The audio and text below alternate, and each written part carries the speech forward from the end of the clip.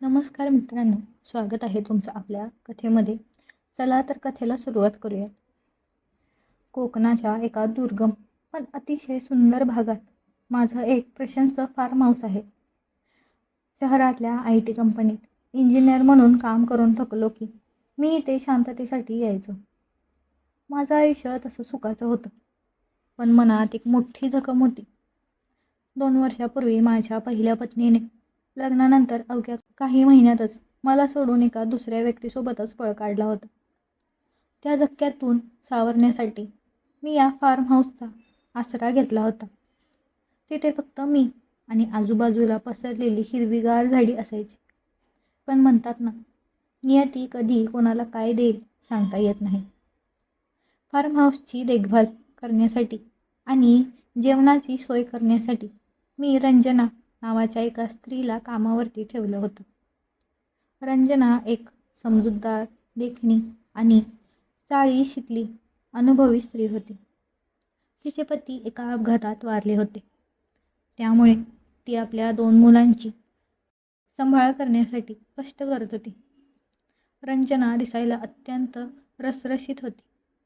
तिचं ते भरलेलं रूप, साडीतली तिची ती सुडोल आकृती आणि वाकून सडा सारवण करताना दिसणारी तिची ती लवचिक कंबर पाहून माझ्या तरुण मनावरचा ताण हलका व्हायचा.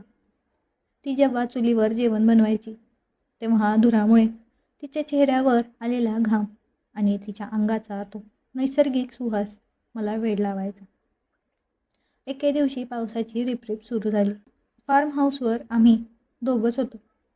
रंजना मला चहा द्यायला आली आणि तिचा पाय घसरला. मी तिला सावरण्यासाठी हात पुढे केला आणि ती थेट माझ्या मिठीत आली. तिच्या उबदार स्पर्शाने माझ्या शरीरात एक विजेची लहर धावली. तिचे ते काळेभोर डोळे माझ्याकडे काहीतरी मागत होते. त्या दिवशी पावसाच्या त्या धुंद वातावरणात आमचे शारीरिक आणि भावनिक बांध फुटले. तिच्या त्या अनुभवी मिठीत मला जगाचा विसर पडला होता. आमचे संबंध इतके घट्ट झाले की मला आता एकटेपणाची भीती वाटेनाशी झाली होती. काही महिने असेच सुखात गेले. रंजनानेच एके दिवशी मला विचारलं, साहेब, माझं वय आता होतंय, पण माझी मोठी मुलगी स्वप्ना आता 15वीत गेली आहे. जर तुम्हाला योग्य वाटलं तर तुम्ही तिच्याशी लग्न करता का? मलाही एक आधार मिळेल आणि तुम्हालाही हक्काची जोडीदार मिळेल. रंजनाचा माझ्यावरचा विश्वास पाहून मी तयार झालो. स्वप्ना पहिल्यांदा जेव्हा फार्म हाऊसवर आली तेव्हा तिला पाहून मी जागेवरच खिळलो. ती हुबेहूब रंजनासारखी दिसत होती, पण तिच्यात एक वेगळंच कोवळं तारुण्य रसरसत होतं. तिची ती गोरीपान त्वचा आणि तिचे ते रसरशीत ओठ. आमचं लग्न कोकणातल्या एका मंदिरात अगदी साध्या पद्धतीने पार पडलं. लग्नाची पहिली रात्र माझ्यासाठी स्वर्गीय सुखाची होती. स्वप्ना गुलाबी रंगाच्या रेशमी साडीत नटून जेव्हा बेडवर आली तेव्हा माझ्या हृदयाचे ठोके वाढले होते. तिचा तो मखमली स्पर्श आणि तिच्या अंगाचा तो मोगऱ्याचा सुगंध.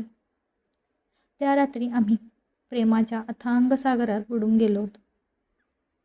तिच्या त्या रसरशी देहाचा अनुभव मला एका वेगळ्याच विश्वात घेऊन गेला. लग्नानंतर काही दिवसांनी स्वप्नाची धाकटी बहीण रितिका तिथे राहायला आली. रितिका ही अजून चंचल आणि निखरेल होती. तिचं वय कमी असलं तरी तिच्यातलं आकर्षण कोणालाही घायाळ करेल असं होतं. ती माझ्याशी नेहमी मस्करी करायची.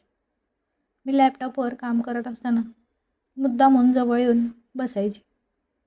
कधीकधी माझ्या शर्टाची बटणं नीट करण्याच्या बहाण्याने तिचा हात माझ्या छातीला लागायचा, तर कधी ती माझ्या कानात काहीतरी कुजबुजायची. एके दिवशी दुपारी स्वप्ना आणि रंजना मंदिरात गेल्या होत्या. मी एकटाच हॉलमध्ये बसलो होतो. रितिका आली आणि तिने मला कॉफी दिली. ती म्हणाली, जिजू, तुम्ही आईला आणि ताईला इतकं खुश ठेवता, मग माझ्यावर तुमचं लक्ष का नाही? तिचे हे शब्द ऐकून माझं तर डोकंच चक्रावून गेलं. तिच्या डोळ्यात एक अनामिक ओढ होती. तिचं ते सडपातळ पण रेखीव रूप आणि तिची ती जिद्द पाहून मी स्वतःला रोखू शकलो नाही. त्या दिवशी रितिकाच्या त्या कोवळ्या आणि मादक अदांनी मला पूर्णपणे जिंकून घेतलं. आता माझी अवस्था अशी झाली होती की एकाच फार्म हाऊसमध्ये सासू, पत्नी आणि मेव्हणी रितिका या तिघींसोबत माझं नातं तयार झालं होतं. हे सगळं लपवून ठेवणं मला आता जड झालं होतं. मी विचार केला की जर स्वप्नाला हे कळलं तर काय होईल. पण रंजना खूप समजूतदार होती. तिनेच हे सगळं गुपित राखलं होतं.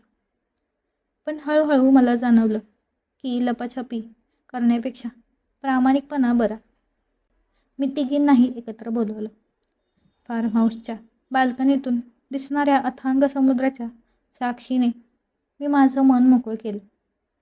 मी म्हणालो, मला तुम्हा तिघींनाही समान प्रेम द्यायचं आहे. मला माहिती आहे की हे समाजाला कदाचित मान्य होणार नाही. पण आपल्या या घराच्या आत आपण आपलं एक वेगळं जग निर्माण करूयात. स्वप्ना आधी थोडी सुन्न झाली. पण जेव्हा तिने तिच्या आईच्या आणि बहिणीच्या डोळ्यातलं माझ्याबद्दलचा विश्वास पाहिला तेव्हा तिनेही स्मित हास्य केलं. तिने माझा हात धरला आणि म्हणाली, मला फक्त तुमची साथ हवी आहे.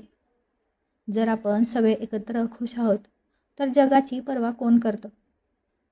त्या क्षणी माझ्या मनावरचं प्रचंड ओझं उतरलं. त्या दिवसापासून माझ्या फार्म हाऊसचं वातावरणच बदललं. आम्ही एक मोठा किंग साईज पलंग तयार करून घेतला. आता त्या घरात कोणतंही गुपित नव्हतं. दिवसा रंजना घराची धुरा सांभाळायची. संध्याकाळी मी स्वप्नासोबत बागेत वेळ घालवायचो आणि रात्रीच्या त्या निवांत क्षणी रितिकाच्या खोडकर गप्पांनी आमची रात्र रंगायची. मी स्वतःची काळजी घेण्यासाठी विटामिन्स आणि पौष्टिक आहार सुरू केला होता, जेणेकरून मी या तिघींनाही शारीरिक